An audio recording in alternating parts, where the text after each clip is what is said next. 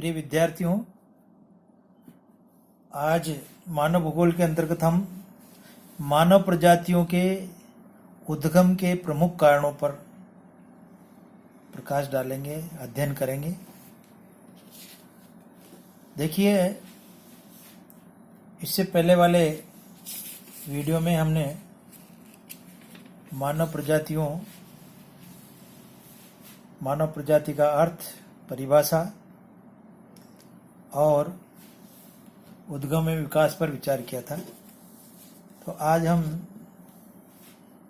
इस वीडियो के माध्यम से मानव प्रजातियों के उद्गम के प्रमुख कारणों को जानेंगे। अब तक के अध्ययनों से ये स्पष्ट हो गया है कि सभी प्रजातियां एक ही समुदाय से विकसित हुई है।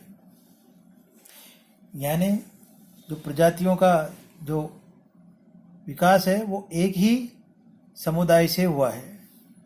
अतः ये जानना अत्यंत आवश्यक है कि मानव प्रजाति के उद्गम के लिए कौन कौन से कारण उत्तरदायी रहे हैं।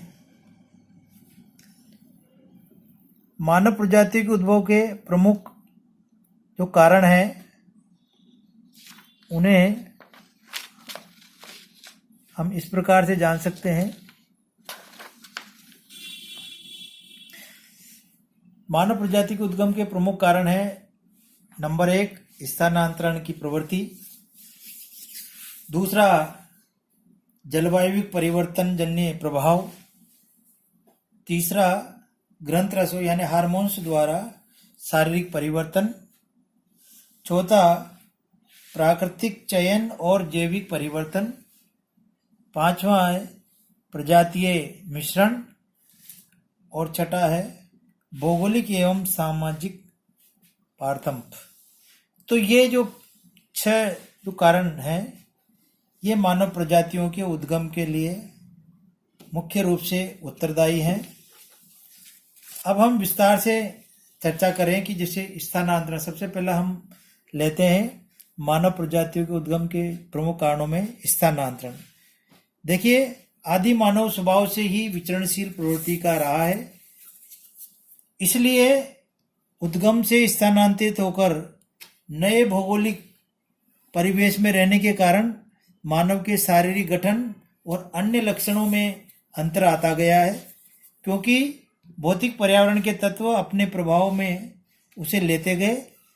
जो वर्ग उसने कटिबंध में निर्वासित था वह घुंघराले बाल वाले, काला रंग आदि का प्रतीक बन गया, जबकि शीत कटिबंध की स्थिति इससे भिन्न थी।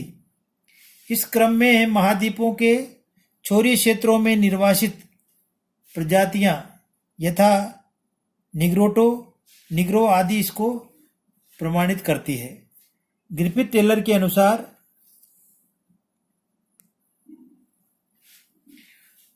जिस मानव प्रजाति का उद्भव सर्वप्रथम हुआ वे दूसरे प्रदेशों में स्थानांतरित हो गए तथा उनके शारीरिक लक्षणों में सर्वाधिक परिवर्तन हुआ।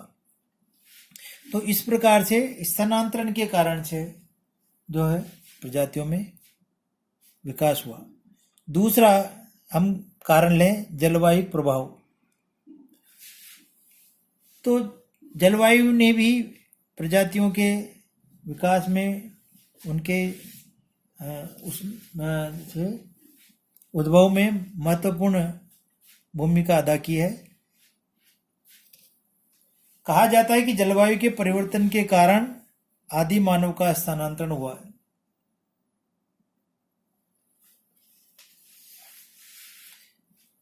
जलवायु के शुष्क होने से वनस्पतियां नष्ट होने लगी, जिससे भोजन की कमी होने लगी और मानव भोजन की तलाश में सुविधाजनक मार्गों का अनुसरण करता हुआ आगे बढ़ता गया और जहां सुविधाजनक परिवेश मिला वहां बस गया।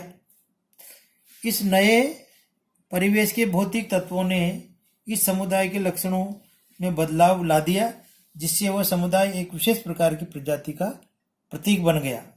तो इस प्रकार से जलवायु प्रभाव के कारण से भी प्रजातियों का जो उद्भव हुआ।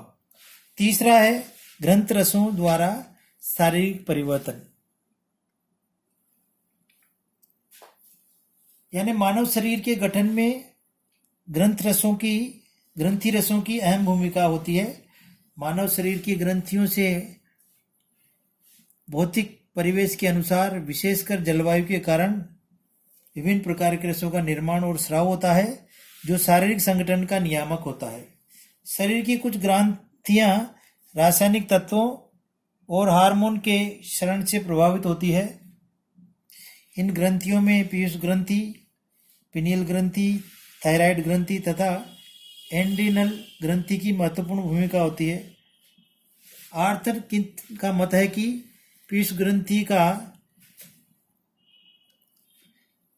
ग्रंथि का असाधारण विकास होने पर टोड़ी, नाक और आंख की भौहें बड़ी हो जाती है।